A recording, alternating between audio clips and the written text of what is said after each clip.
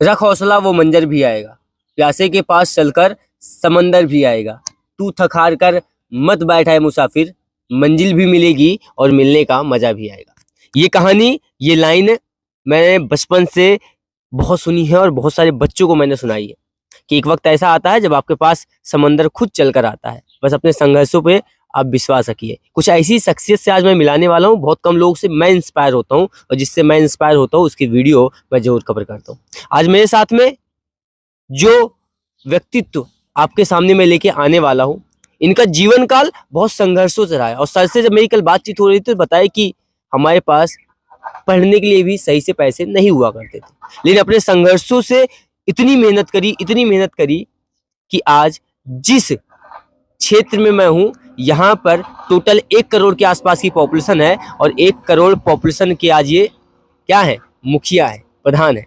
और जो सबसे अच्छी चीज थी इनकी वो थी कि इन्होंने शिक्षा को सबसे पहली प्राथमिकता दी। तो चलिए चलते हैं और सर से आज पूरी जर्नी के बारे में और इनके श्रीमुख से बहुत कुछ आपको मैं बताने वाला हूँ और सिखाने वाला हूँ। जी सर, सबसे पहले अपना नाम बताइएगा और ऑडियंस को।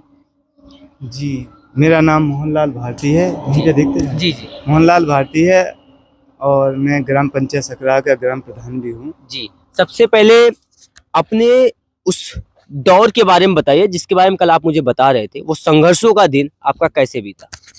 देखिए, पहले तो हम लोगों की भौतिक आर्थिक स्थिति बहुत कम थी, मतलब बहुत स्थिति खराब थी। तो हम लोगों ने गरीबी में पढ़े लिखे हैं, मेहनत मजदूरी करके पढ़ाई-वढ़ाई की है।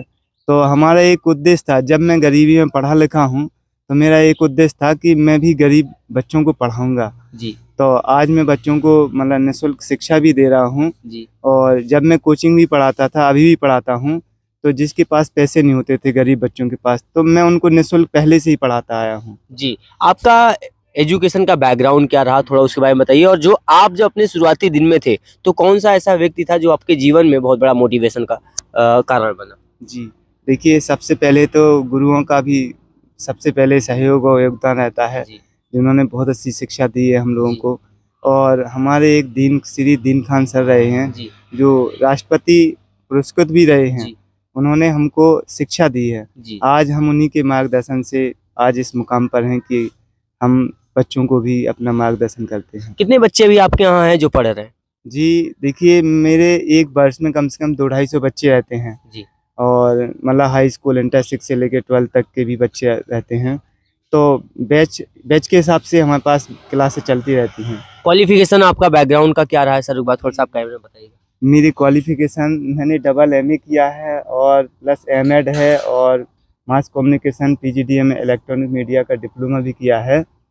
तो ये सर का बैकग्राउंड रहा है, लेकिन यहाँ तक तो ठीक था। सर ने बताया कि संघर्षों से जीवन बीता, मजदूरी से जीवन बीता, लेकिन राजनीति में आने का मन कब बनाया आपने। देखिए, क्यों आए? राजनीति में मेरा आने का कोई मन नहीं था और मैंने देखा कि गाँव का विकास अधूरा पड़ा हुआ है। तो ऐसे ही चर्चाएँ होने लगी चुनाव के समय पे, तो बच्चों ने हम मुझे अच्छा वो किया कि नहीं सर, आप भी खड़े हो जाइए, मैं आपको सहयोग करूँगा जी और हम अपने माता-पिता से भी कहेंगे। जी। तो बच्चों का मुझे बहुत अच्छा सहयोग मिला कि आज हम उनकी दिन पे आज ग्राम प्रधान बने हैं। जहाँ पर मैं हूँ ये एशिया की सबसे बड़ी तहसील है और जिस गांव में मैं हूँ ये गांव का जो प्रधान होता है उसको बोला जाता है वो मिनी विधायक है, मतलब छोटा विधायक, क्योंकि 1 करोड़ के आसपास के मालिक हैं आप। 1 करोड़ की जनसंख्या आपके क्षेत्र में है।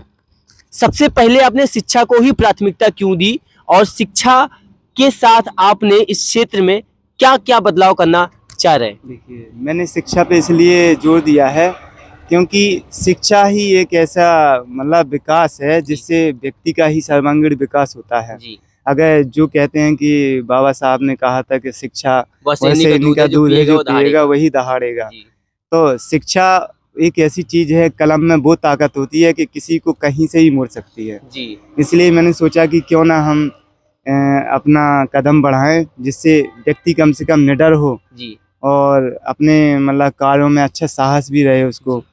जब आप टीचर थे और जब अभी आप प्रधान हैं, क्या बदलता हुआ देखा अपने अंदर और क्या आप बदल सकते हैं इस समाज के लिए। क्या लगा आपको कि राजनीति अच्छी चीज है या बुरी चीज है। देखिए, अगर अच्छे तरीके से काम करेंगे जी तो राजनीति सही है, जी अगर गलत तरीके से काम करेंगे तो वही राजनीति आपको गलत लगेगी। जी और मैंने तो सबसे पहले शिक्षा पे जो विद्यालय थे उनके सभी विद्यालयों के कायाकल्प कराए हैं, जी अच्छी व्यवस्था की है जी और टीचर भी अच्छे हैं जी। पूरे विद्यालयों में, जी उनको भी चेक करता रहता हूँ, जी बच्चों की शिक्षा पे जाके उनको भी चेक करता रहता जी। हूँ।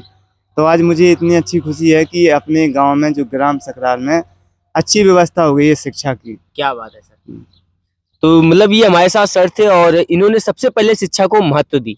तीसरी और दूसरी और तीसरी ऐसी कौन सी चीज है जो आपने बचपन से अभी तक देखा, क्योंकि लोकसभा का चुनाव पास में है, ठीक है, और कल आचार संहिता लग गई है और सभी कैंडिडेट चुने जाएंगे, केंद्र में किसी की सरकार बनेगी।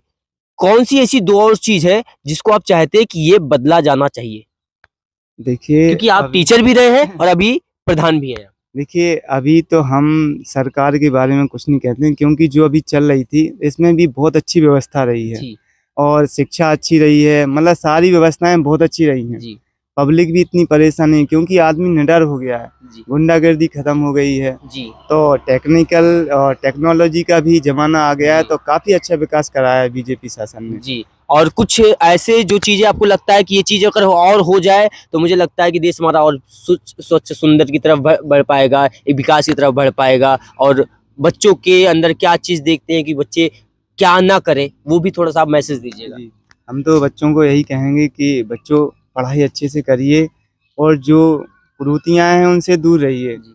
और जो अच्छी चीज़ें हैं माँ बाप का संस्कार, माँ बाप के जो संस्कार होते हैं उनके अनुसार चलिए और अच्छे मार्गदर्शन पे ही चलें। आपके सामने मैं बैठा हूँ और मैं पर्यावरण के लिए पैदल चल रहा हूँ।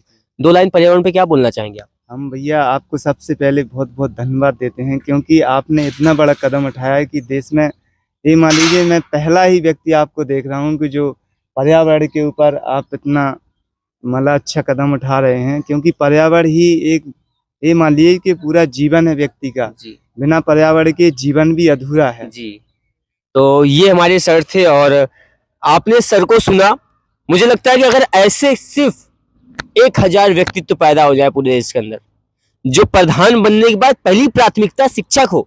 पहले प्रधान से मैं भी मिला हूँ ऐसे सर, कि जिंदगी में पहली प्रधान से मिला जो शिक्षा को प्राथमिकता देते हैं। सर के लिए आपका क्या विचार है, कमेंट बॉक्स में जरूर बताइएगा और इस वीडियो को शेयर करके उन प्रधानों तक पहुंचाइएगा और अपने गांव के प्रधान को जरूर टैग करिएगा कि उनकी जिंदगी की पहली प्राथमिकता अगर शिक्षा हो जाए तो उस गांव का जो बच्चा होगा उसका व्यक्तित्व बहुत विशाल हो जाएगा। और जिस बच्चे का व्यक्तित्व बहुत विशाल हो जाए वो कुछ भी बदल देने की क्षमता अपने अंदर रखता है। तो ये थी आज की हमारी एक मोटिवेशनल स्टोरी।